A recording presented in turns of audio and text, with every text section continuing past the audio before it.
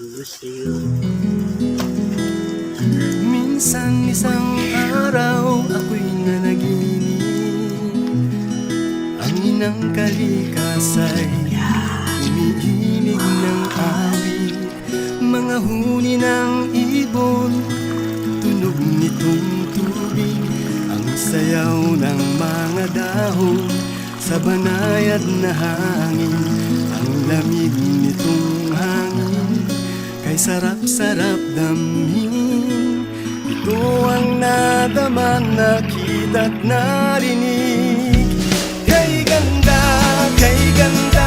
ng paligid, mayaman ang daigdig, sagana ang lupa kay linaw ng tubig, kay sarap mabuhay sa ganitong paligid. Kay ganda ng kulay, mayaman sa buhay.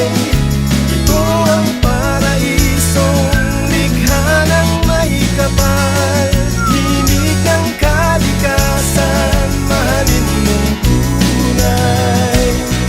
Ngunit ako ay nagising sa amoy ng paligid, mainit na ang dampi ng malamig na hangin.